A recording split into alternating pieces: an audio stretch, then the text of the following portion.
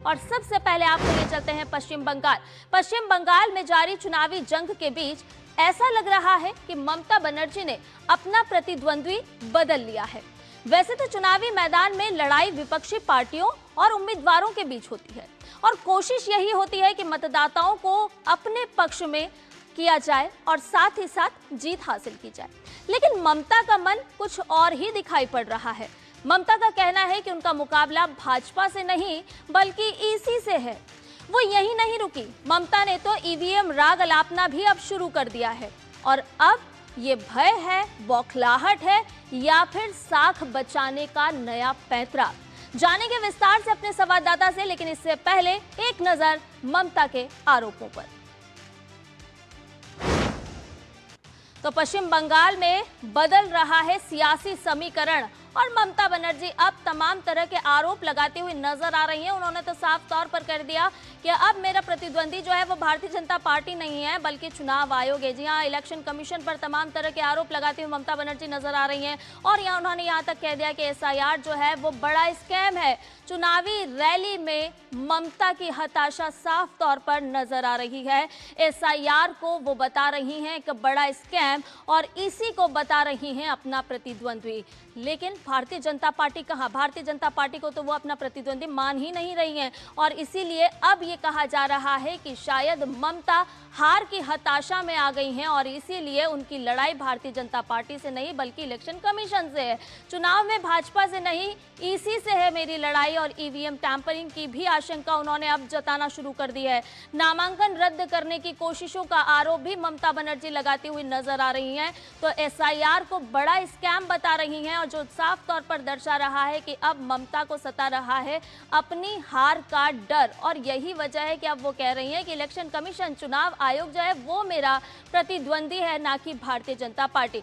अब इस पूरे मामले को लेकर के भारतीय जनता पार्टी ने भी अपनी तरफ से पलटवार किया है। भारतीय जनता पार्टी कह रही है कि ममता की तो हार तय है, वो समझ चुकी हैं कि अब मेरी हार होनी है और यही वजह है कि ममता बनर्जी अब तमाम तरह के बहाने बनाती हुई नजर आ रही हैं। तो भाजपा का पलटवार, बहानों की सूची कर रही हैं ममता तैयार, ये कहा जा रहा है। और साथ ही साथ वाम शासन पर भी आरोप लगाती थी। तो ममता बनर्जी की जो बौखलाहट है या कहें कि उनको कहीं ना कहीं हार का डर सता रहा है, भारतीय जनता पार्टी कह रही है कि हार के बाद वोट चोरी का वो हमेशा से दम भरती रही हैं और यही वजह है कि अब उन्होंने वापस से वही राग अलापना शुरू कर दिया है। पुरानी आदत दोहरा रही हैं ममता बनर्जी और वो जल्द ही बन सकती हैं पूर्व सीएम। जी, भारतीय जनता पार्टी पूरे उत्साह के साथ चुनावी मैदान में है और साथ ही साथ ममता बनर्जी के जिस तरह से बयान सामने आ रहे हैं वो साफ तौर पर दर्शा रहा है कि ममता बनर्जी कहीं ना कहीं हार के डर में आ चुकी हैं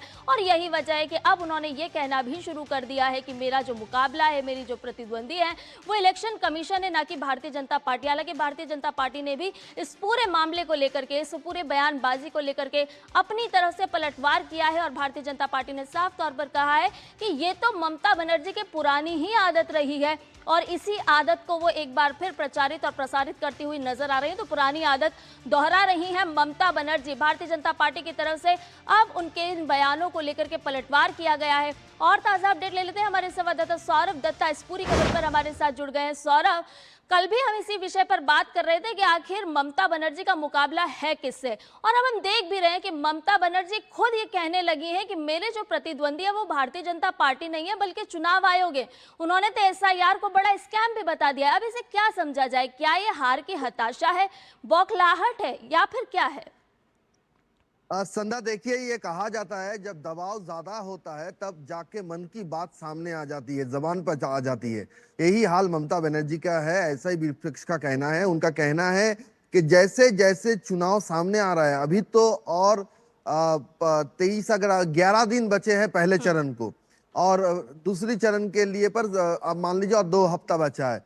तो 2 हफ्ते पहले जब चुनाव रैलीज में ममता बनर्जी जा रही है, पहले तो वो शुरुआत किए थे चुनाव आयोग के खिलाफ बोल रहे थे, लेकिन उसमें भी चुनाव आयोग के जो प्रोसेस है, जो प्रोसीड्यूर है, उनको वो चैलेंज कर रहे थे। लेकिन तब जाके ये बार बार सवाल उठ रहा था कि एसआईआर को मुद्दा बनाते हुए टीएमसी कहीं ना कहीं जाके डिरेल हो रही है अपनी एजेंडा से। अपनी 15 साल के शासनकाल में टीएमसी क्या बोलना है जनता को, जी। उस मुद्दे पर ज्यादा नहीं बोलकर एसआईआर को ज्यादा जोर दे रहे हैं। और अभी चल के वो खुद एडमिट कर रहे हैं कि उनका लड़ाई चुनाव आयोग से है, उनका प्रतिपक्ष बीजेपी नहीं, भाजपा नहीं, उनका लड़ाई चुनाव आयोग है। और इसी के लिए इसी से कहा जा रहा है कि कॉन्स्टिट्यूशनल बॉडी चुनाव कर रहा है।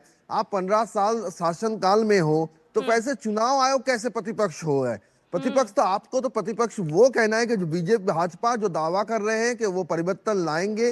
उन्होंने अपना मैनिफेस्टो भी जारी किया है जहां पे 15 कमिटमेंट्स के बारे में वो लोगों ने कहा है।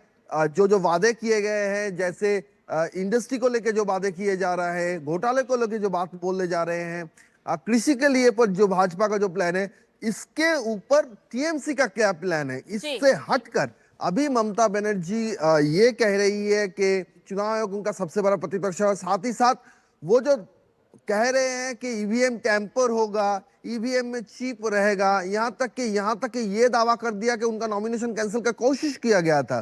तो ये सब बातों को लेकर भाजपा का कहना है कि असल में ममता बनर्जी दबाव में है।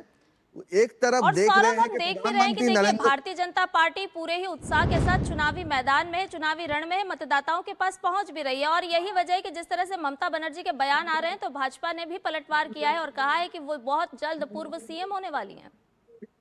वही मैं संध्या बता रहा था कि एक तरफ देखा जा रहा है कि प्रधानमंत्री नरेंद्र मोदी जब बंगाल के दौरे में आते हैं प्रचार के लिए, दिन ब दिन उनके रैलीज में जो लोग हैं वो जन सैलाब का आकार ले रहा है। कल तो प्रधानमंत्री ने वो वीडियो भी ट्वीट किया जहां पे हेलीपैड में बहुत सारे लोग थे और उनके बीच में जाके वो जब जानना चाहते हैं एकदम सीधे और से बंगाल में इस बार क्या हाल है, तो महिलाओं से जो रिस्पांस आ रहा है, एक तरफ ये छवि है और दूसरी तरफ है ममता बनर्जी की रैलीज और उनके बयानबाजी जहां पे वो क्लेम कर रही हैं कि उनको भी हराने की कोशिश हो रहा है।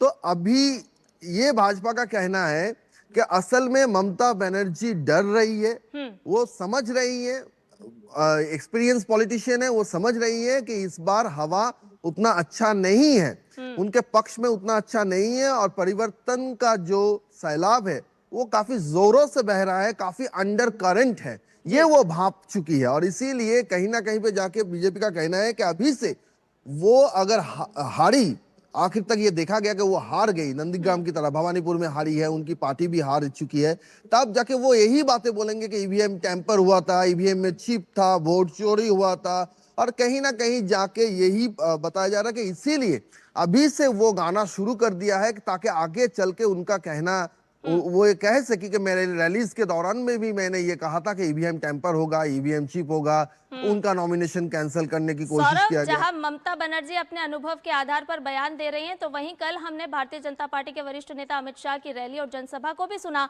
उन्होंने भी अपने अनुभव के आधार पर कहा कि अभी तो देखते जाइए ममता बनर्जी और कौन कौन से बहाने बनाती हैं और कौन कौन से किन किन लोगों पर आरोप लगाती हुई नजर आती हैं। इसका एक बड़ा कारण है भाजपा का जो संकल्प पत्र अब सामने आया है, वो संकल्प पत्र काफी चर्चे में है। इसका कारण है बंगाल की हर एक क्षेत्र, हर एक वर्ग के लिए भाजपा का इस संकल्प पत्र में कुछ ना कुछ है। आप चाहे शिक्षा ले लीजिए, आप चाहे स्वास्थ्य ले लीजिए, आप इंडस्ट्री ले लीजिए, रोजगार ले लीजिए, यहाँ तक के समुदाय जो है उनके बात कर लीजिए, महिलाएं जो पीड़ित है, जिनके सुरक्षा जिनके लिए बड़ा मुद्दा है, उनके लिए कहा गया है कि महिलाओं के लिए 24 घंटे कैसे बल तैनात रहेंगे ताकि किसी को ना कहना पड़े कि रात 8 बजे के बाद आप निकले क्यों हैं, हेल्पलाइन नंबर से। यहाँ तक जो पीड़ित है उनके लिए सुप्रीम कोर्ट के रिटायर्ड जज के नेतृत्व में कमेटी बनाने की बात किए गए हैं। जो घोटाले के शिकार हुए थे, जो शिक्षक जिनका उम्र अब नहीं रहा नौकरी में बैठने के लिए, उनको भी 5 साल का छूट देने की बात किया गया है। तो फिर वो शिक्षक जो इस धंध में है कि अगर ये सरकार आएगी भी तो उन्हें क्या मिलेगा, उनका तो जो होना था वो हो गया, उनके पास भी एक आस है कि 5 साल की एक छूट मिलेगी, तो वो फिर बैठ सकते हैं। यहाँ तक कि जो युवाएं हैं, जो माताएं जो लक्ष्मी भंडार के ऊपर डिपेंडेबल है 1,500 के लिए, 1,500 रुपए के लिए, उनके लिए भी है दुगना हो गया है। और सौरभ, इसीलिए मतदाताओं के पास एक और कंपैरिजन संध्या, करने एक का बात मौका कि जो सरकार सत्ता में रही उसने क्या कुछ किया, और अब संकल्प पत्र के माध्यम से भारतीय जनता पार्टी जब उनके पास पहुंची है तो वो किस तरह से भाजपा पर विश्वास जता करके अपने पश्चिम बंगाल को आगे बढ़ा सकते हैं, विकास की राह पर ले जा सकते हैं। बहुत बहुत शुक्रिया सौरभ, तमाम जानकारी हमसे साझा करने के लिए। और वक्त तो चला एक छोटे से ब्रेक का, जल्द हाजिर होंगे।